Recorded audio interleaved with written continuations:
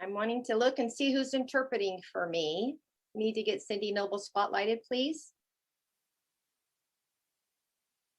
Am I spotlighted? Hi, hello, everybody. Thank you for this wonderful opportunity to be with all of you today. I work for the California School for the Deaf. I totally appreciate all the work you guys have done for us. All right, so I just wanted to start off with a discussion. Let's have a talk about autism, about the system in California's Deaf Ed.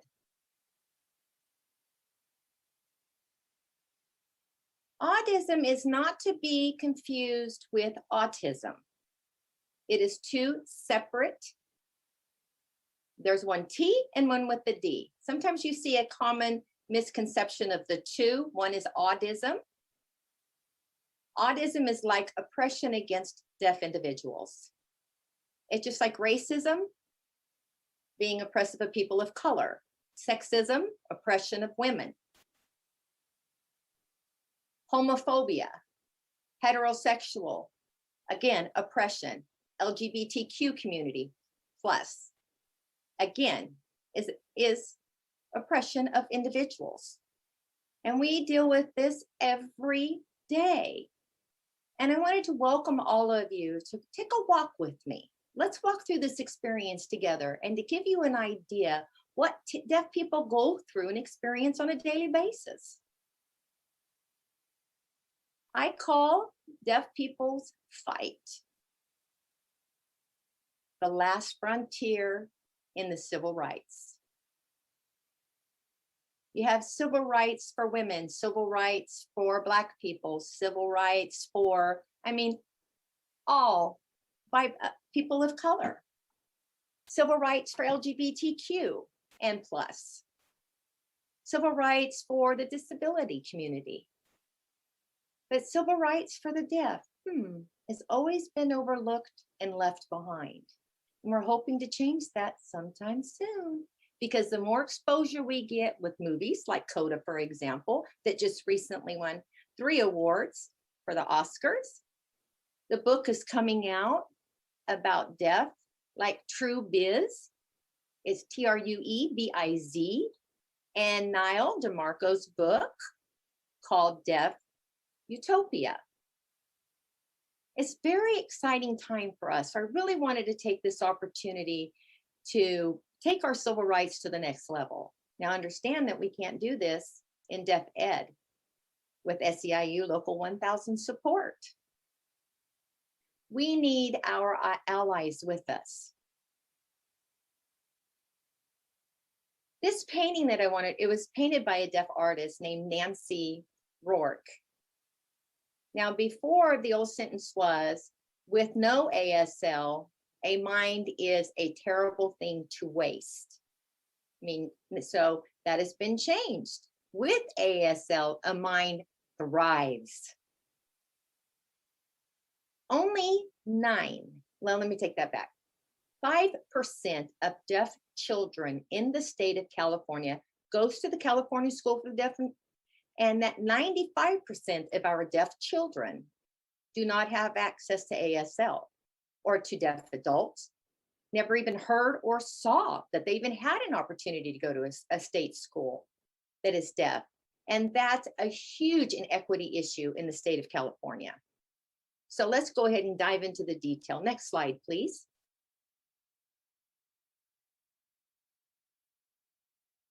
Ready for the next slide, please? Here we go. Okay.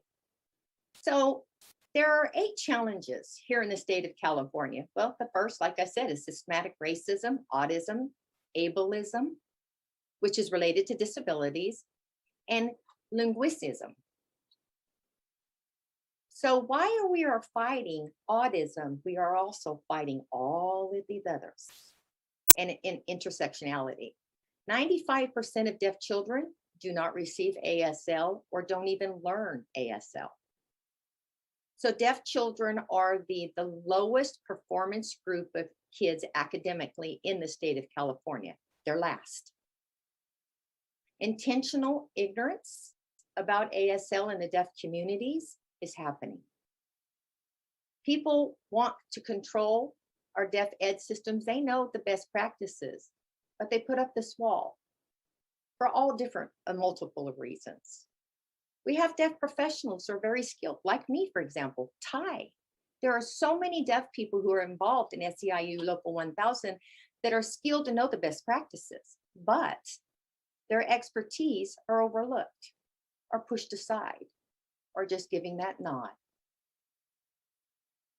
Now, during an IEP, IFSPs are regarding to deaf children, they don't have deaf professionals there to be able to give the families some feedback. What is the best practices? What are the available resources, especially when it comes to ASL for a bilingual curriculum?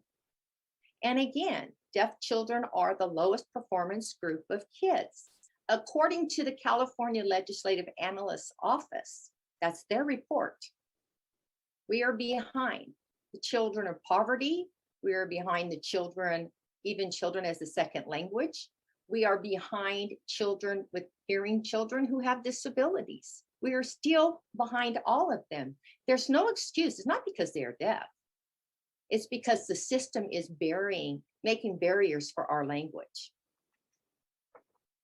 Now, the last, but not least, the deficit model and inspiration porn. Right now, it's such popular. It was social media, for example, the babies getting their cochlear implants, starting and activated, and everybody's like, oh, yes, the baby's going to hear now. Well, let me let you know, the babies are not going to hear like you do. I wish you could see what happened when the baby, or what happens to these children when they're 20 years later down the road. It's not pretty. Where's the accountability for language deprivation? And also education of deprivation, social and emotional identity, they've been deprived. It's horrendous. It's a horrendous impact. And that's happening in our own state. Where's the accountability? Where is it? Next slide, please. I really want to emphasize this. Intersectionality matters. I can't emphasize this enough, you guys. It would give you the lens, me as a deaf woman. I'm a deaf woman from Spanish-speaking family. I mean, it's so many different layers of impacts, and I'll go ahead and explain that as we move on. Next slide, please. Here we go. Racism. That was utilized to build the myth that Black is not going to be equal. That is not true. That's an attitude of oppression. That ideology of racism is still happening today. Because look at the Black Lives Matter movement. Next slide, please. All right, here we go. Audism. Started by a deaf man who believed that your ability to hear makes you superior to the people's ability, for deaf people's ability of not to, that we will never be an equal. Next slide, please. We have the Black community who are deaf as well, and they've had a talk, which is a double whammy for them. Racism plus autism, and depending on what the situation is, racism impacts them, or autism will, or maybe both. That's huge. You have to think about that, the intersectionality. And I'll give you some examples of autism. Just assuming that who has the best speech or English are the superior. And asking a deaf person to, hey, can you read my lips? Only 35% of English language is visual on the lips. The rest of it is education and guess, and putting the burden on us to get an educated guess of what you're talking about. It's not really lip reading. It's more of an educational guesswork. And or maybe asking the deaf person, oh, now part of our language you have to understand is a lot of facial expressions. You're showing if you're angry. We're a very expressive community, and we wear it on our face and our body. It's a physical communication. So oftentimes going, whoa, whoa, whoa, tone down your face, thinking that I'm mad or I'm overexcited. No, no, no, no, no. That's our language. And sometimes our body language makes other people uncomfortable. But it's not, I mean, that's just part of our language as a whole. Or refusing to explain to the deaf person, hey, what's going on? Why are you guys laughing? What's so funny? Oh, never mind. It's not a big deal. I'll tell you later. It's not important. It matters. I get that a lot with my own family, especially like during the holidays, Thanksgiving. Yeah. Summer breaks. Yeah. At dinner time, because my family is hearing. So I said, hey, what are you guys saying? Oh, it's nothing. Ooh, you have no idea how bad that hurts. Devoting time of instruction to a deaf child to lip read, to speech, instead of giving them education topics to learn, math, English, literature, and all of the array of it, put that on hold. Let's just talk about speech. And that's happening to 95% of our deaf children today in California. Next slide, please. Audism. It's always been here on Earth, but it became even more clear during the 1880s. It's kind of parallel to Jim Crow's, what he had documented that had happened. Kind of runs parallel. That started by a deaf man by the name of Alexander Graham Bell. People just praise him for an innovation of the phone. He didn't invent the phone. He stole the patent for himself. Check his background. He had a deaf mother and a deaf wife. So he is the one who stopped signing. Because he states here, sexual selection is at work among the deaf and dumb. The dumb meant that you couldn't speak, that you had no speech. Those who believe, as I do, that the production of a defective race of human beings would be a great calamity to the worlds. We'll examine carefully the causes that lead to the intermarriages of the deaf with the object of applying a remedy. He said that in the 1880s. Remedy was what? Stop signing and teaching speech only. Forcing the deaf to marry a hearing individual because they wanted the signing to stop. The race of deaf people wanted to stop. That's called eugenics. So now they are practicing this in special education in California to stop the deaf people from meeting deaf people, keep them mainstream. Don't send them to the school for the deaf in Fremont because they don't want these children to meet their own peers, deaf adults, to have deaf role models, or to learn their native language. Nope, keep them away. Because 95% of these deaf children are not doing well academically. And it started with this, with A.G. Bell. Next slide, please. Ableism. That is a word that is inspired by Audism, was created in 1975. Ableism started in the 80s. They copied us, just wanted to let you know, they copied us. But anyway, it's a good flattery. Hey, copying somebody I think is the highest claim to flattery, and the social prejudice against people who have disabilities based on the belief that typical abilities are superior, who are in wheelchairs or who are blind. And it could apply to deafness as well in general, that will never be superior. Autism specifically is a form of ableism. Next slide, please. Linguistics, here we go. They believing that the less than 100% access to spoken language is better than 100% access to sign language.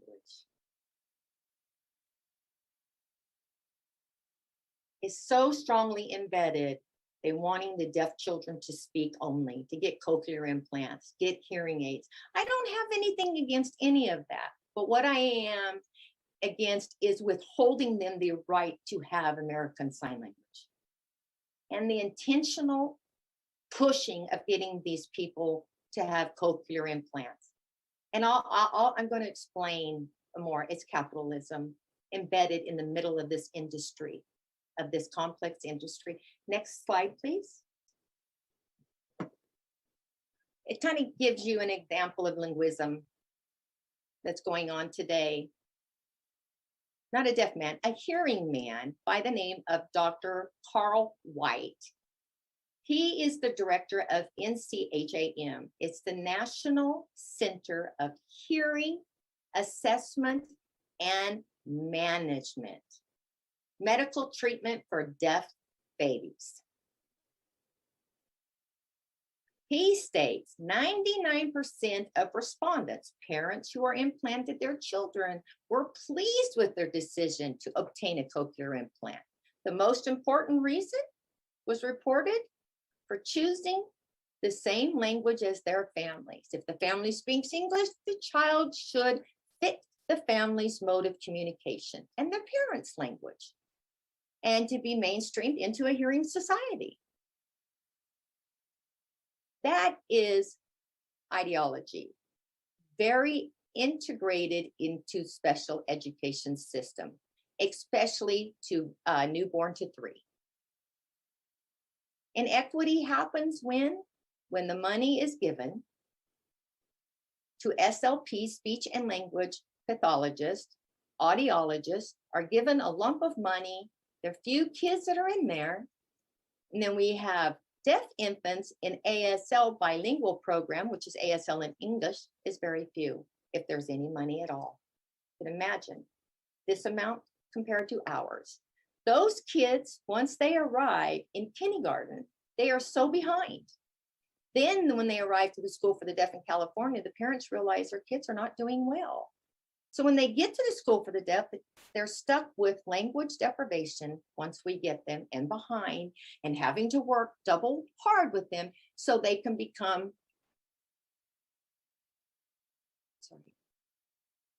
dumped. We're like a dumping grounds when all else fails. That's the special ed's perspective. Oh, they're not doing well in speech. Well, let's just drop them off at Fremont. So if a kid does speak well, we'll just keep them. And then that child becomes isolated and there's no accountability. And that's a bad situation here in California. Next slide, please.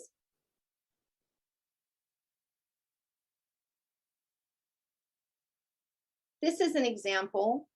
Now, Carl White knows that we have the best practices. He intentionally is trying to keeping us out, intentionally ignorant. He keeps saying, oh, there's not enough high quality evidence to make that determination and consequences that signing when you're young to children with norming hearing results have the best development outcome. You see that? He utilizes this to talk about hearing children. And that's how he frames it. We call that the red herring, going back and forth. Next slide, please. I think there's a video, right, that we're going to show? All right, here we go. Who is Carl White?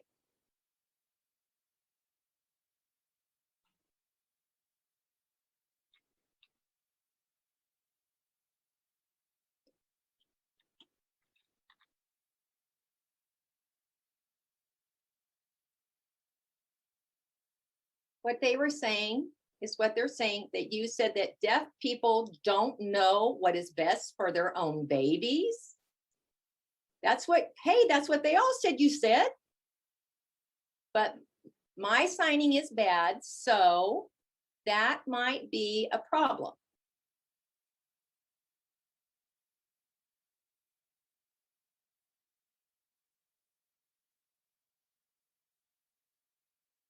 All right, can can we have a 50% equal with the deaf stakeholders and EDHI? No, no, no. Why not? 50%. Why can't we have that equal? EHDI, because there are no organizations that would want 50%. But wait a minute, deaf people want to be involved. You're not allowing or accepting the 50%? No.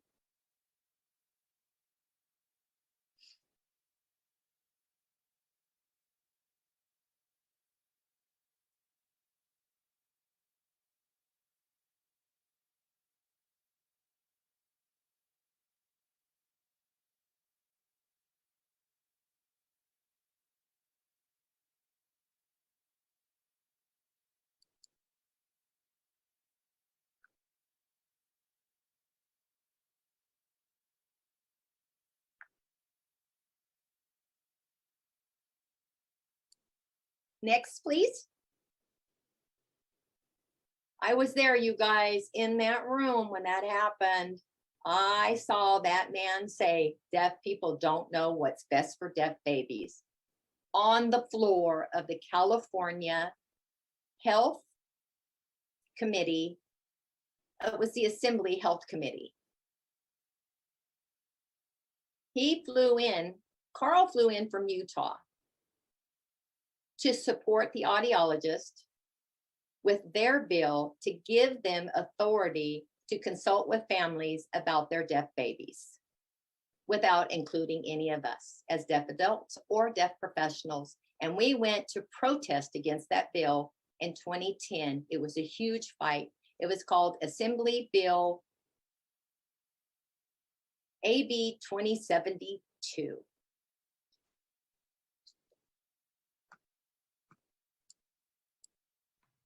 We came together as a community to fight against it, and we fought against that bill.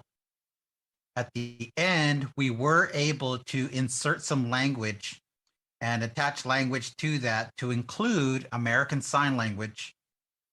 Audiologists do have to include ASL in their consults, so they have to mention it now too. So that bill did pass, and when it got to Governor Schwarzenegger's desk,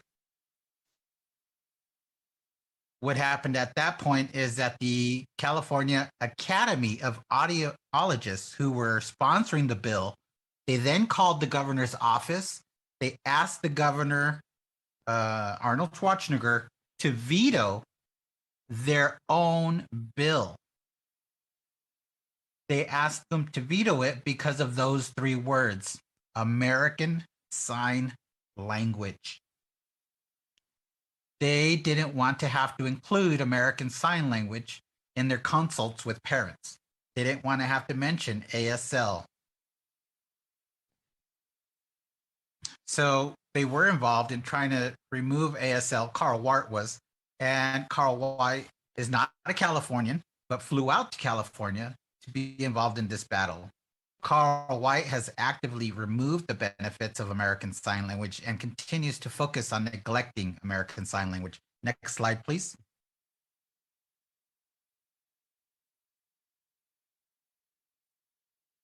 Carl White has a very, very strong relationship with one of our, with these Fortune 500 companies, Forbes 500 companies. One by the name of Advanced Bionics. Advanced Bionics is located in Valencia, California.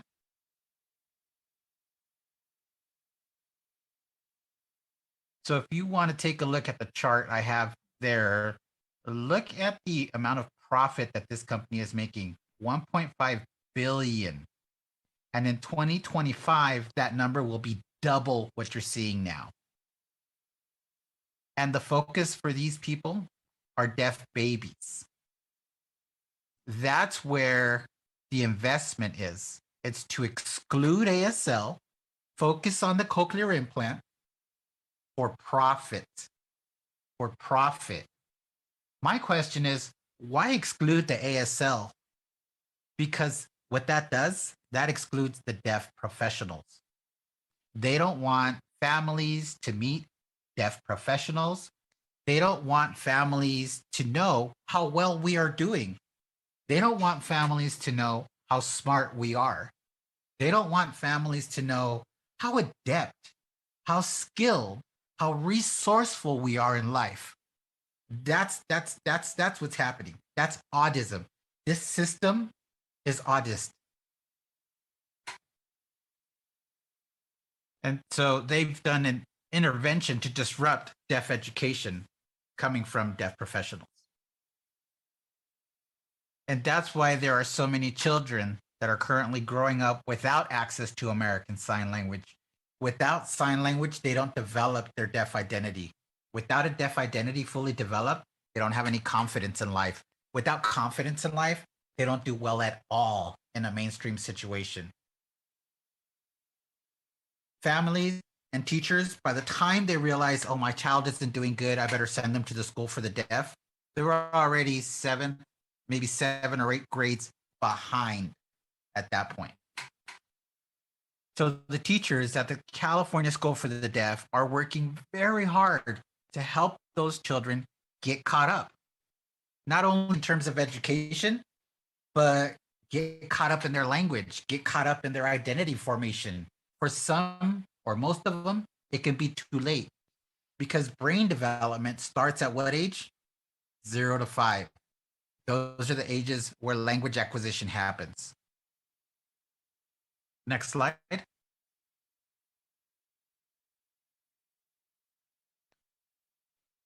So this man who said deaf people don't know what's best for deaf children recently received a Lifetime Achievement Award for his quote unquote service to families and professionals.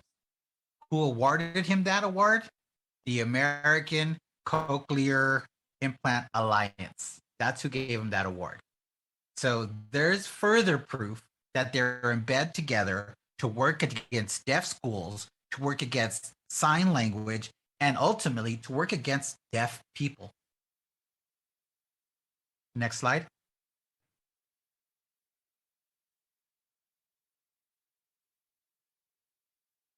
Carl's cochlear implant intervention. The results are that only 30% of teachers reported that children with cochlear implants were able to participate regularly in class. So 70% of those teachers are saying their students aren't fine. Now, even those children that have ability for speech and are fluent in it, they experience difficulty hearing in social settings within an educational context. So even children with a cochlear implant are not receiving full access to the program they're in. And they experience social exclusion as well. Yesterday, I did an ASL assessment with a 12-year-old girl, sweet girl. Her parents brought her. They wanted to know where her language level was at, right? She's 12 years old. We had an interpreter. She speaks. She uses speech. She has hearing aids. And based on the ASL assessment, the result of her language level, she was at kindergarten level. Her ASL language was at kindergarten level. So she's had an interpreter in her classroom all these years. She's been missing what the interpreter's been relaying. Because she's been missing all that information, she's not accessing the curriculum that's being provided. Right? And further, my first question, the first thing I asked this young girl, I asked her, have you met any deaf adults before? She looked at me and shook her head sideways like this, really slow. I was the first deaf adult that she had met. She's 12 years old. The mother started crying, and the mother told me that her daughter had been bullied every day. She's lonely. She hides behind books. She sits and reads books. She talks about suicide quite often. It was so touching. I put my ASL assessment on hold and I focused on her emotional side because she was overwhelmed. And they were venting and venting to me. And I was there to provide support while she processed that. 12 years she's been alive. No support from a deaf person. When she met me, she started crying, and her parents decided that they wanted her to attend a deaf school. She will be going to the school for the deaf this fall. She has a lot of work ahead of her. She has to get caught up with her language skills. She has to develop her identity. She has to get caught up academically next at that point. And let's see if she can even do this. Most kids aren't able to, but I know that I'm going to try the best I can and she's going to try the best she can. Now, this isn't because she's deaf. She's not behind due to her deafness. She's behind due to a system of autism that is set up, embedded in the system here, and has set her up to fail. There are a lot of children in her position. There are a lot of children that are going through what she's going through. Only 1 out of 4 children with cochlear implants maintain above what's called normal or above language development. And I don't even like to use that word normal. But what this is really telling us is that only 25% of children with cochlear implants have success and are able to speak well. And they do benefit from sign language. Now, just because a person speaks well doesn't mean that they don't need ASL, American Sign Language. All children can benefit from being sign language. When there's a failure with speech, right, that can happen. Speech can fail, but there won't ever be a failure with American Sign Language. So if the child knows sign language, so why don't they follow the path that doesn't allow for any failure? Why not? I also want you to know that signing is beautiful because we're not linear with our language. Sign language takes up space and uses motion and space. And I feel sorry for the interpreter because English is a very linear language. So, for example, you see my hands move and then I stop, but then the interpreter continues speaking for a little while behind me because he's so far behind setting up that line of language that has to happen. And that is something known as deaf gain. It's not called hearing loss, it's deaf gain. Next slide.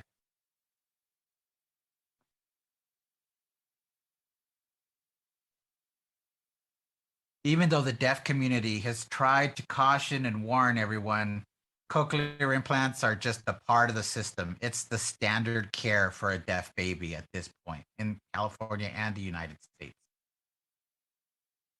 We have given up the fight against cochlear implants, but we are focused on the fight to have ASL. Why not give children everything? American Sign Language, English. That way they can have a language to use at home. Next slide. In a nutshell, people like Carl White and Carl White himself marginalize deaf people and the role of American Sign Language for families that have deaf babies and deaf children by pushing listening and by pushing hearing or speaking ideology only. And that's considered a binary approach to language. And we are fighting for a non-binary approach, meaning that we allow for a multilingual experience. Next slide.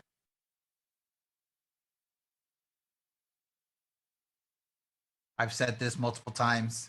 Only 5% of deaf children have access to American Sign Language. Most of that 5% are the student membership there at School for the Deaf in California. They've been there since they were babies. They've grown up using sign language. Those kids typically go to college, graduate from college, get good jobs, and have good, full, meaningful lives. But that's only 5% of deaf children.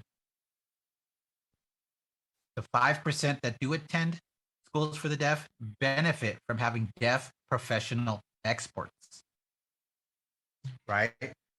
And we also have hearing families that are growing, slowly growing number of hearing families that are choosing the School for the Deaf in Fremont for their kids because it's the only school in the state of California that provides a complete bilingual English and ASL program for newborn to 3 years of age. Studies have shown that deaf children who learn American Sign Language, who acquire American Sign Language from birth, who work with deaf coaches, who work with deaf professionals and teachers, uh, do as well as deaf children from deaf families, because they have the given is there, the language, the sign language is there from the educators. So those children who have hearing families do as well as deaf children from deaf families. They track the same. And studies show that deaf children who learn sign language late are delayed, are behind, because by the time they reach the school for the deaf, they do catch up to those percentile charts. They mature quickly. They do benefit from attending a school for the deaf, but children benefit better if they arrive as babies and are introduced to American Sign Language as a baby. Next slide.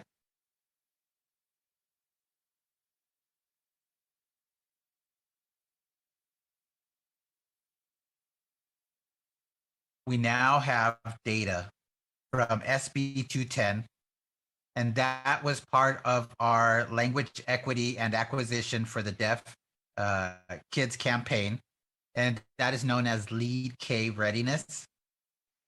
We wanted to take responsibility for language acquisition.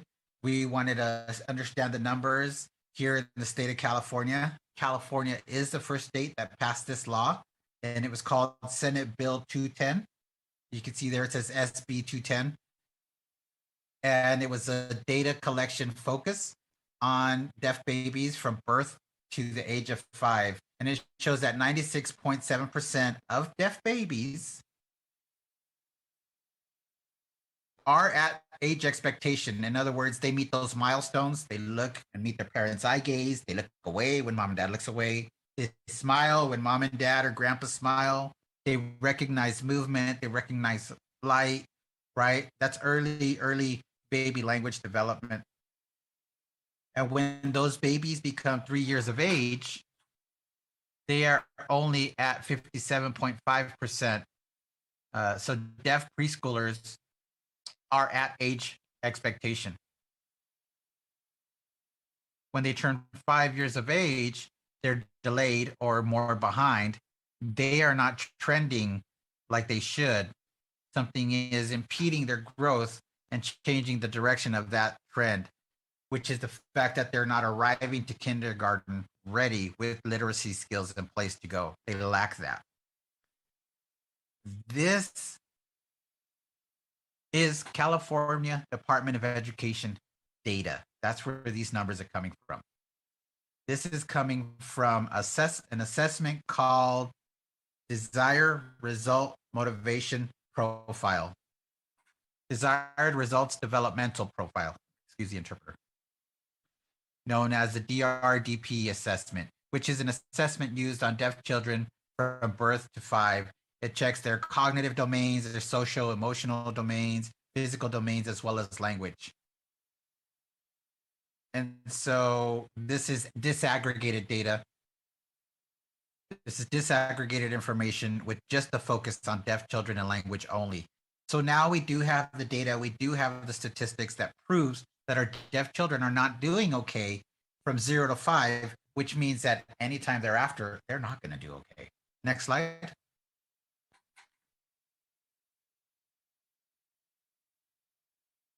This is from the California Legislative Analyst Office. You can see there on the chart, deaf children in math, literacy, that's the light blue. And then the dark blue is the math. So you can see the numbers where it says deaf, right? And then you can see the next set of columns is hard of hearing children, and then all special education children, English learners, you have low income, and then you have all students. So you have both bar graphs there together. Who is at the end of it? Who is at the worst performance? That's the deaf students.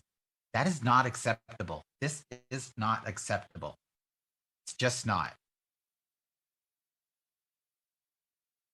Who has the best practices? Who has the best competency? The schools for the deaf in California. So why aren't the schools for the deaf in California taking the lead on deaf education? Next slide.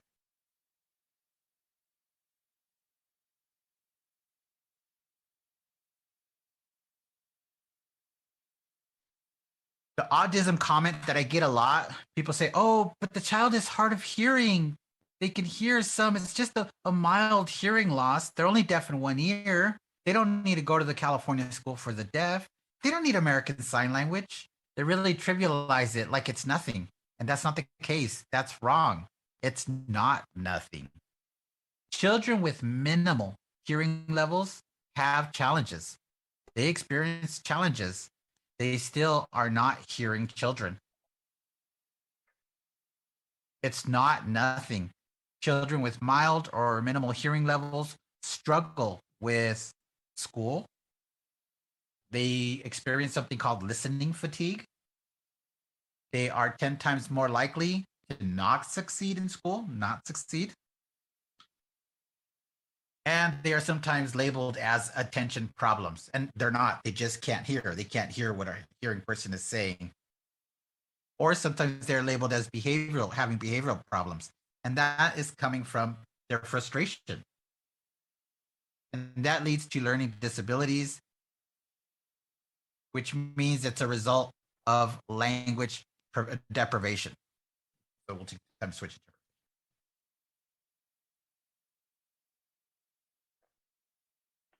So children who are hard of hearing or who have mild hearing levels, only 35% of them need resources or assistance. So really, if they had signed in an ASL, they wouldn't fail. They wouldn't need these additional resources and assistance.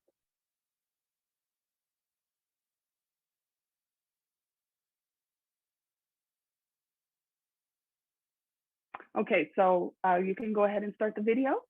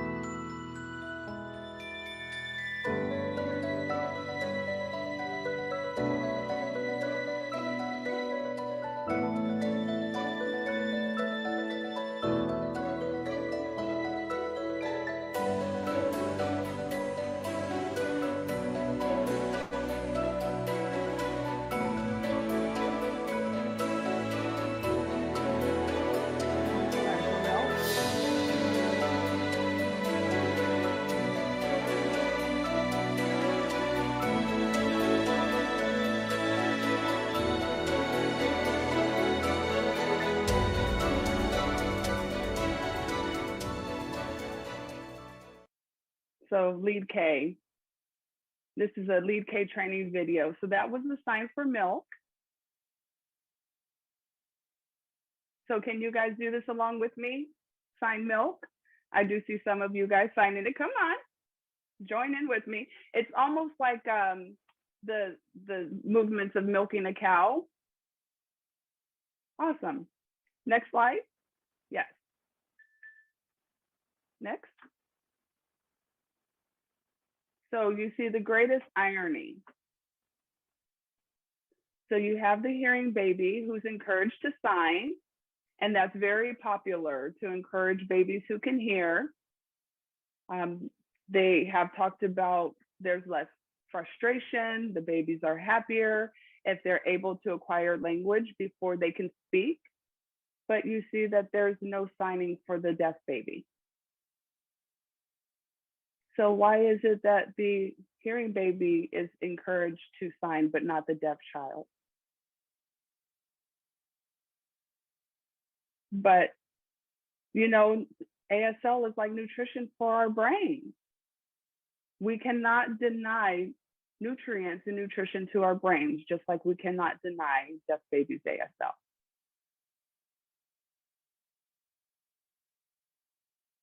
How many of you guys have had the term or heard of the term language deprivation before today's presentation? If you have heard of the term language deprivation, please type in the chat yes. And if you have not, please type no. Oh, the chat's disabled. Okay, that's okay. We can do this another time. Next slide.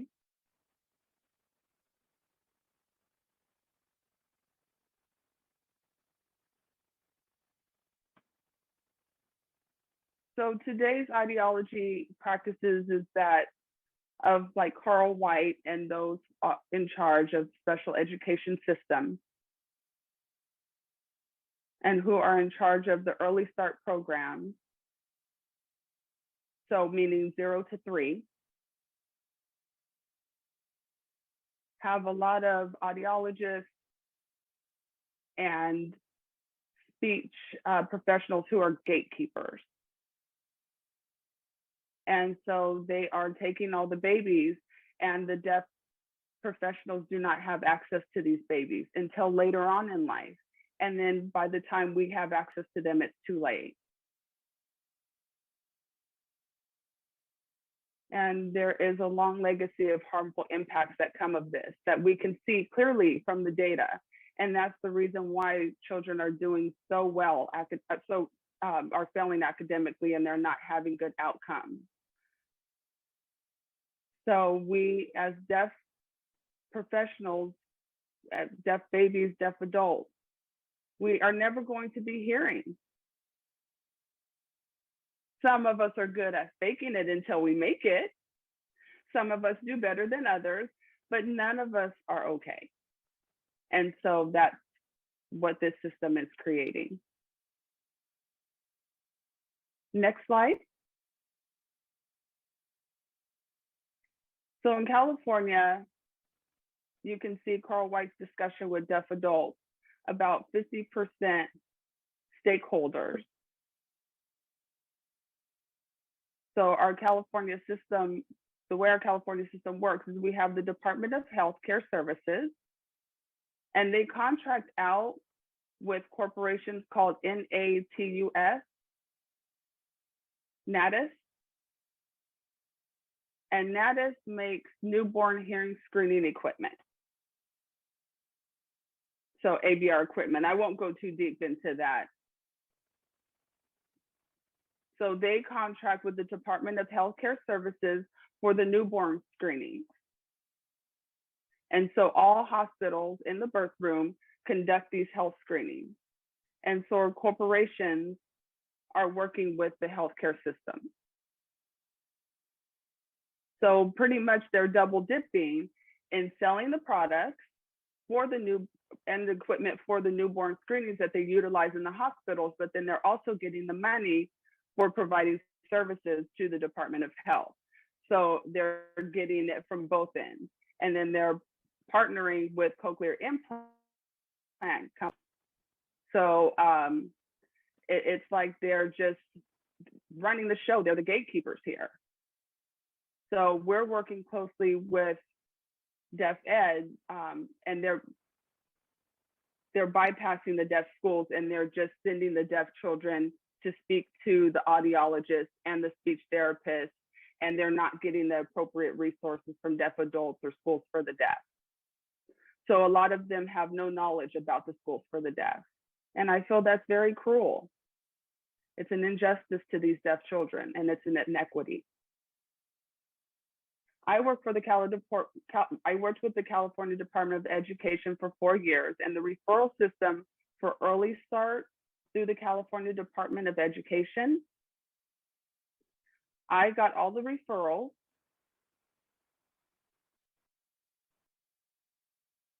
And was referred to LEA, which is the local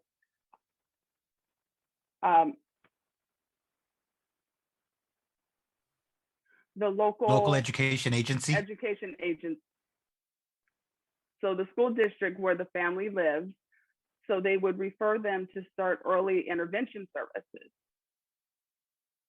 But I am not allowed to mention the school for the deaf when I'm working with these families, which is wrong. So once the grant exhausted itself, I applied for a new grant to go outside of the California Department of Education and work with a nonprofit agency in Sacramento, which is called Lead K Family Services. And we just started this in 2020. So it's up and running.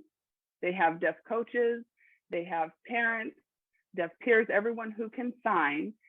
And so there is an increased exposure because of the deaf activism. And we're starting to slowly but surely change the system. But California Department of Education told NorCal Services for Deaf of Hard of Hearing, which is partnering with Lead K, that they cannot refer deaf babies to their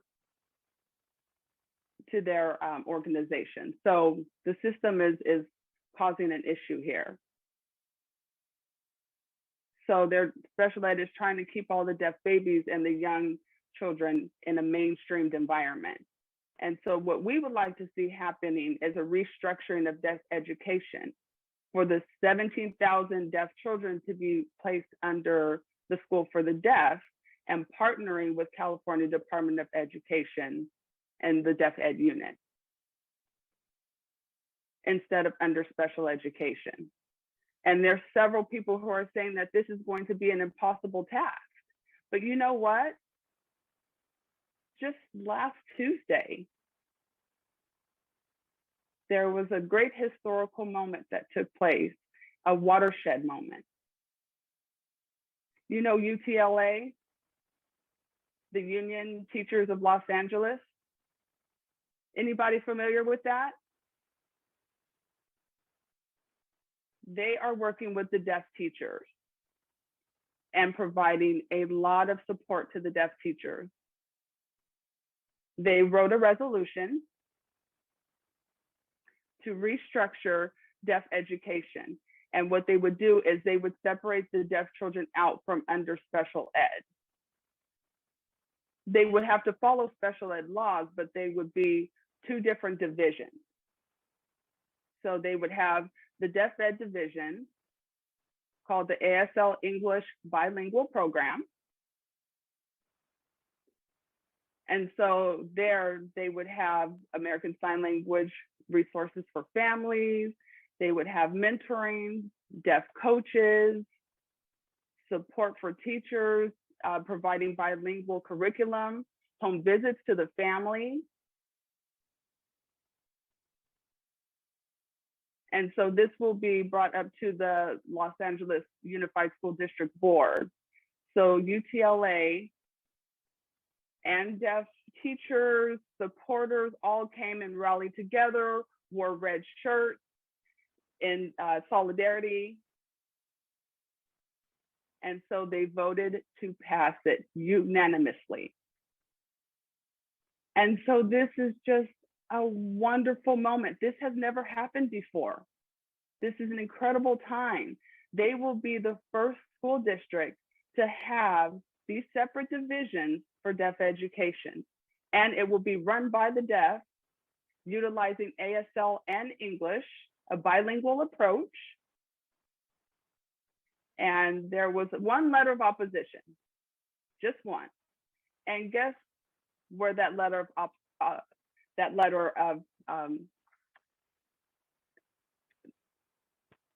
there's a national organization that was not on board with that. So it was the National Organization of Cochlear Implant Alliance.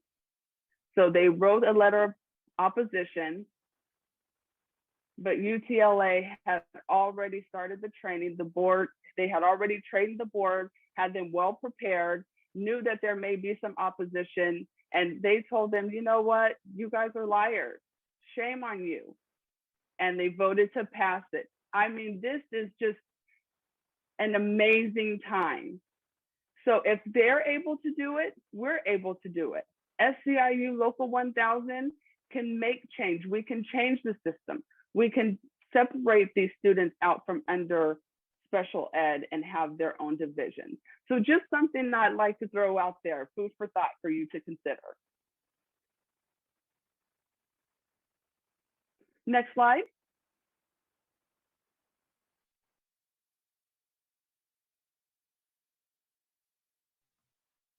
So in a nutshell, deaf babies are over medicated. And this is happening for profit. They're being deprived of their language. They're not getting language. They're not receiving education, and there's no accountability.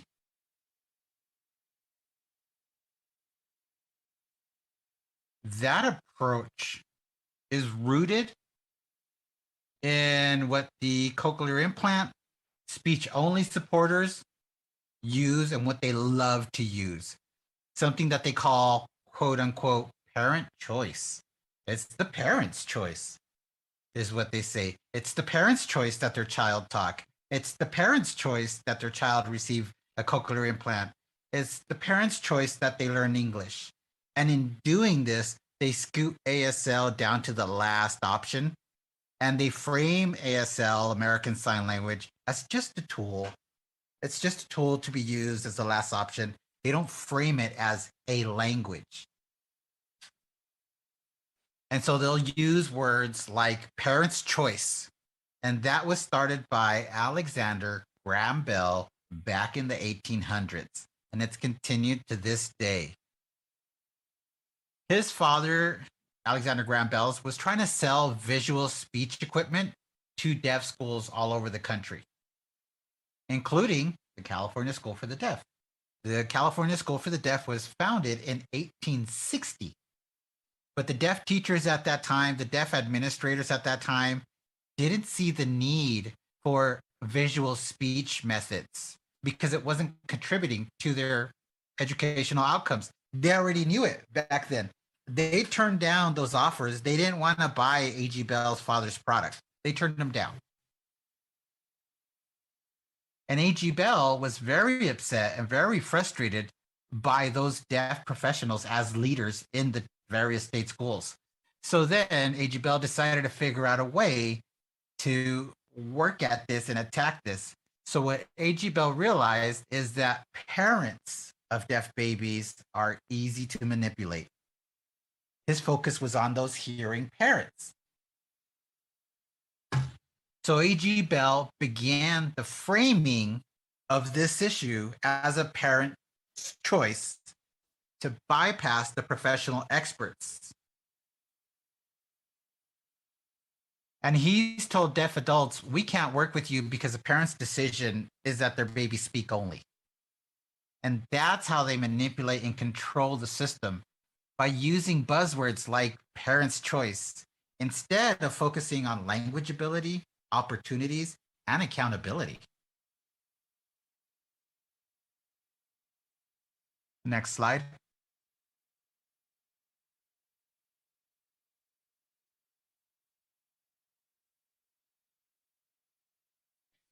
I've pretty much already shared this story. A.G. Bell, with his parents' choice framework, is very deceptive, right? It sounds like it's part of the American apple pie, right? It sounds so wholesome. Yeah, parents have the freedom to make these choices. It's their choice, parents' choice. But by default, what it does is that it puts the focus back on a spoken language only education. Next slide.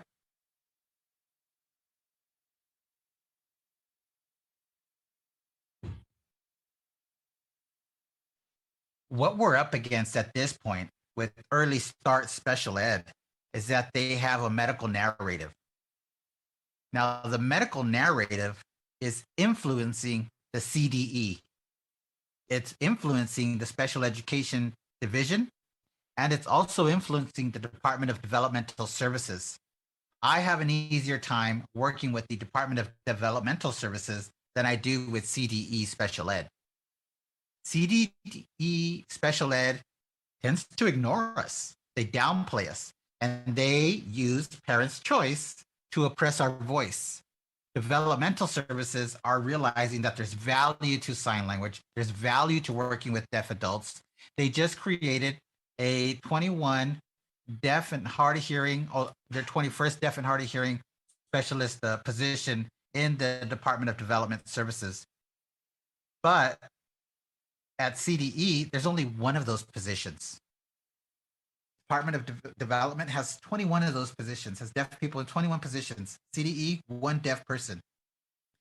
So DDS gets it. They understand what's going on. They get it. The CDE special ed department doesn't get it yet. They're not understanding what's happening. When the deaf child becomes 3 years old, they transition out of that early start program and they transition to preschool, and they move forward with that school. Most deaf children at that point have cochlear implants, have speech services, but then at some point, someone says they speak well already, and they drop the services. But we have to keep in mind they're only 3 years old. They don't have full language development. More and more 3 years old are experiencing their services being dropped. And what happens is by the time they get 5, 6, 7 years old, mom and dad realize, my child's not developing language. So then they go back on an IEP program, and now they're labeled as delayed or behind. Now they're missing language. Yeah, they missed language when they were 3, 4, 5 years old. It's very important. It's part of their milestones. That's what's happening in California for you. Also, the special ed director at CDE loves inclusive practices, right? Their concept of inclusive practices and their perspective is that the California School for the Deaf is not an inclusive school, which is astounding because the California School for the Deaf is the most inclusive, the most accessible for deaf children. The least inclusive environment for a deaf child is a mainstream program. They're at a completely hearing school with no deaf services. Special ed children is a good idea to be in a mainstream program, is a good idea for children that can hear and speak, that have disabilities, but it's very damaging to a child that is deaf. A deaf child needs deaf peers, deaf adults, that introduction to 365 exposure of language. Deaf people understand how deaf children learn and acquire language. That's why that's necessary. So the CDE has the medical narrative. They're dropping Part C to Part B in that transition, which means they're losing those IEP supports. And they have the inclusive practices that puts them in a mainstream environment, but doesn't recognize the deaf school as an accessible environment. So those are the main 3 issues with the educational system in California currently. Next slide. I like this quote here. The human brain does not discriminate between the hands or the tongue. People discriminate, but not our own biological mind. The mind just absorbs it. And this is a quote from a neuroscientist, a neurobrain scientist by the name of Dr. Laura Ann Petito. Next slide.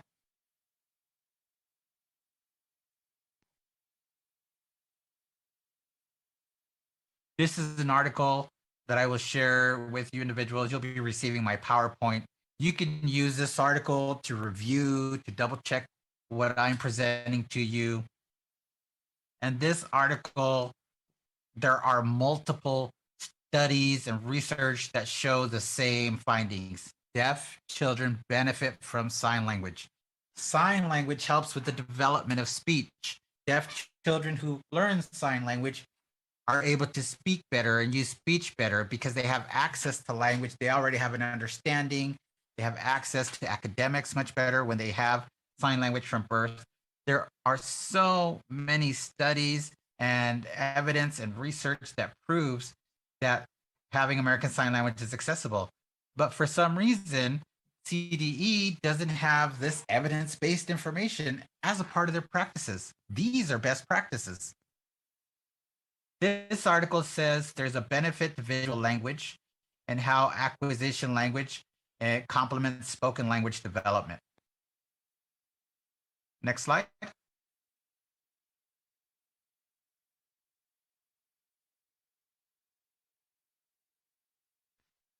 Another study showed that early signing changed visual processing in deaf babies. And babies without signing early in their life have a slower reaction time. They're slower to meet someone else's gaze. They're delayed in literacy. And a deaf baby that has been signing since birth has more advanced attention and self-regulation. Next slide.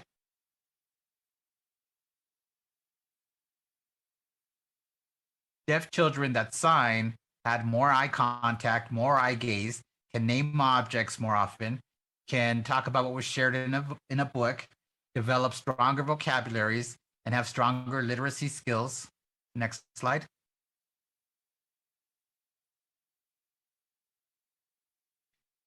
This baby is 9 weeks old, and this baby's already been exposed to sign language from birth. This baby is sitting with her grandmother. Grandma's deaf, the baby's deaf. They're both deaf. We'll go ahead and click play and watch this video.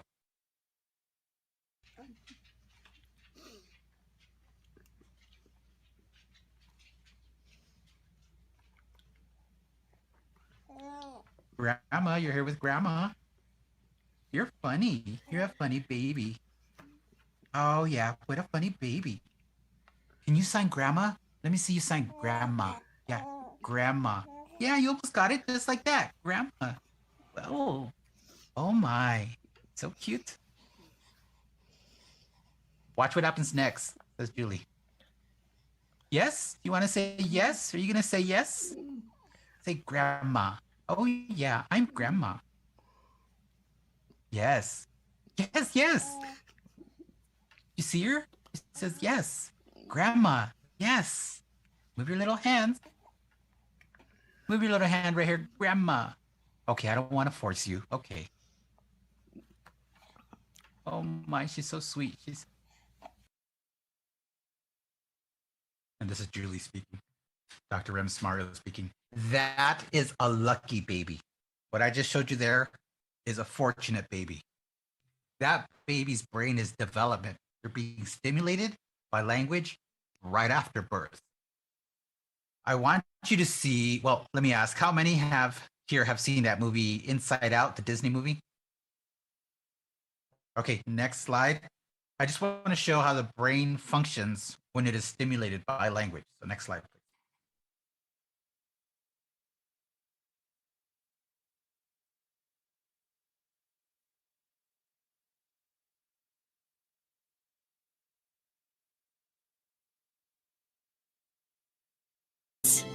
Anyway, these are Riley's memories, and they're mostly happy, you'll notice, not to brag.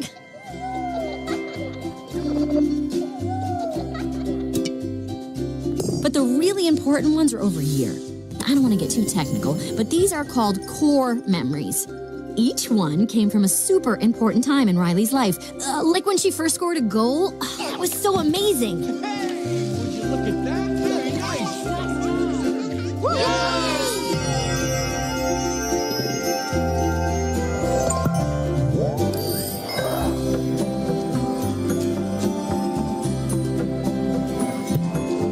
And each core memory powers a different aspect of Riley's personality, like Hockey Island. Goofball Island is my personal favorite. Come back here, you little monkey. Oh, you're so... Yep, Goofball is the best. Friendship Island is pretty good, too. Oh, I love Honesty Island. And that's the truth. And of course, Family Island is amazing. I gotta be a puzzle.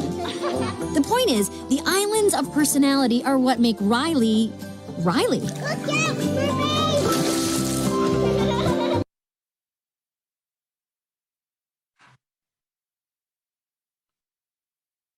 I'm touched. Do you see how language helps develop identity, develop personality, develop interpersonal skills, interacting with mom, dad, parents, friends, the outside world? Without language, you don't have any of that. It's all lost. It's very, very damaging to your core identity if you think about it. How the depth of it. How often this issue is overlooked. This injustice is overlooked. This inequity of language deprivation is overlooked. The pain of not having language, of not developing an identity, that's all overlooked. It's all overlooked because many children aren't able to develop their identity.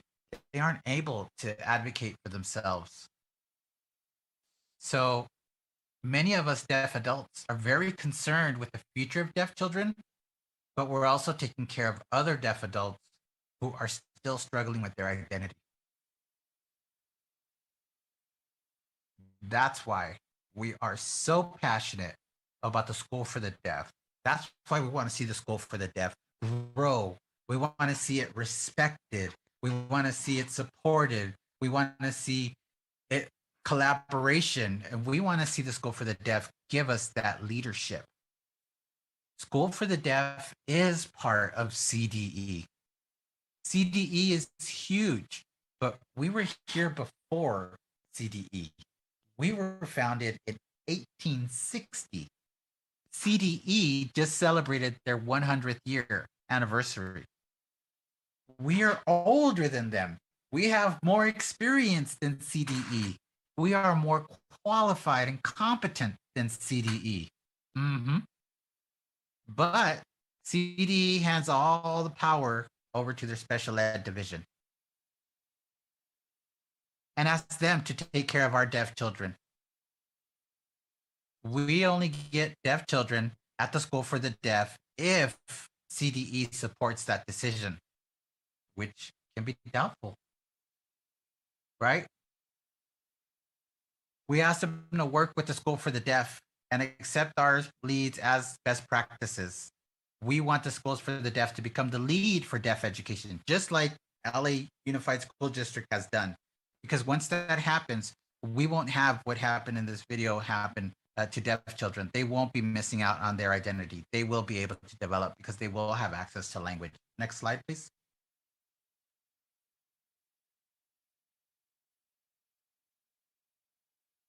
Now, when I talked about deaf adults, I mentioned just a second ago, we're taking care of deaf adults that don't have identities. Now, I'm not talking about identity as your first name and your last name. There's more than that. It's your identity that gives you your ability to understand the world, understand situations, and be able to regulate your emotions. Let me show you what that looks like. Go ahead and we'll play the video on the slide. We're getting close. I can feel it. Here it is. Here's our new house. And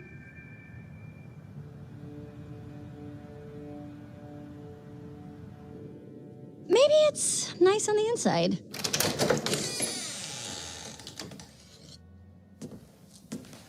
We're supposed to live here? I'm telling you, it smells like something died in here. Did you die from moving? Guys, you're overreacting. Nobody is dying. A dead mouse!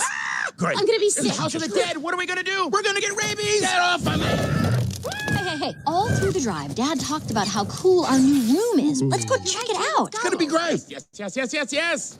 No. I'm starting to envy the dead mouse. Get out the rubber ball. We're in solitary confinement. Riley can't live here. He's right. It's the worst. Really bad. It's absolutely the worst. This house It's stinks. the worst place I've ever been in my entire life. Oh, yeah. Hey, it's nothing our butterfly curtains couldn't fix. I read somewhere that an empty room is an opportunity. Where did you read that? It doesn't matter. I read it, and it's great. We'll put the bed there, and the desk over there. The hockey lamp goes there. Put the chair there. Well, the trophy collection. Over there. Poster there. Stars. We need more Yeah, I photos. like that. Now we're talking. Let's go get our stuff from the moving van.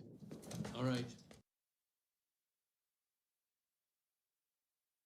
So what you just saw there is an example of how language gives you power to self-regulate your emotions, to handle what's going on, to give thought to what you're going through. But that requires language. I mean, just the thought of it, it's criminal to deny anyone that ability. It's a preventable disability. So language deprivation is a preventable disability. So when we get the kids that go to the California School for the Deaf later in life, they have these outbursts because they don't know how to regulate their emotions. They don't have the language. They don't have a way to vent and get that out. And the teachers' plates are full trying to handle those situations. You know, the middle school and high school kids don't have that ability to regulate how they're feeling and to discuss their emotions using language. And I'm surprised that there's no media coverage about this. Next slide.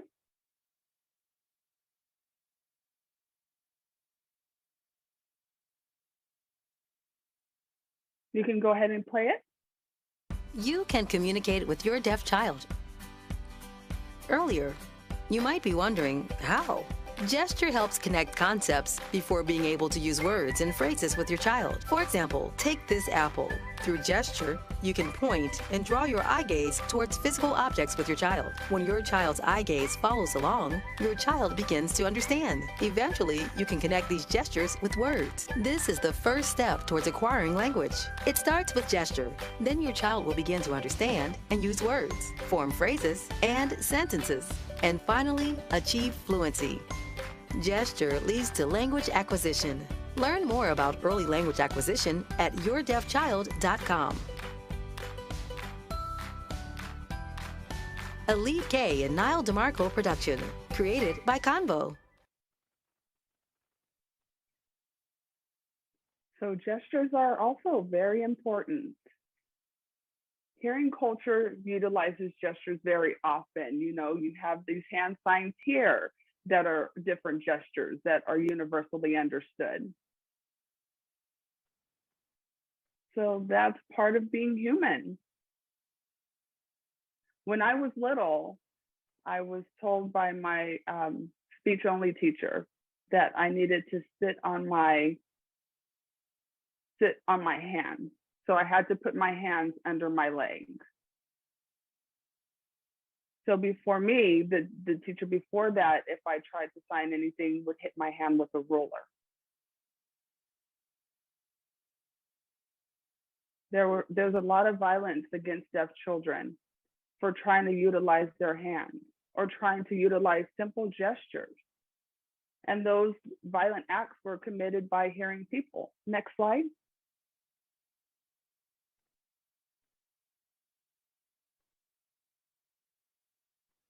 Did you know that a child's brain is 90% developed by age 5? This is why language foundation must happen from ages 0 to 5. There are different ways you can start building a language foundation with your deaf child. Let's take a look at some of the building blocks. With eye contact, you can connect with your child. And before your child acquires language, you can use gestures and rhythm to introduce and install different concepts.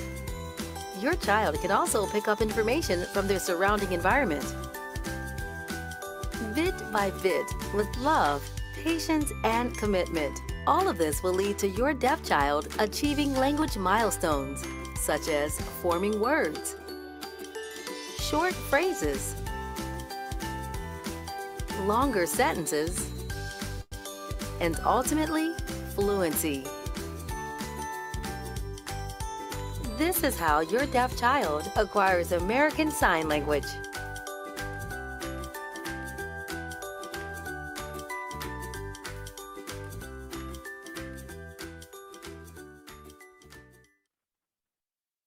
So really the point is the California School for the Deaf and our collaboration with different programs like LAUSD and their programs that they have instituted, School for the Deaf Riverside, have best practices already at hand.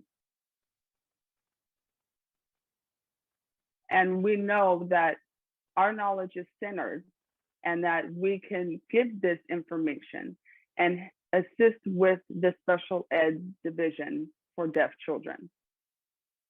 You know, it's important to have these conversations and to duplicate LAU, Los Angeles Unified School District's win, and to collaborate with deaf leadership to continue these wins so that we can change systematically what's happening with CDE and to assist with deaf literacy.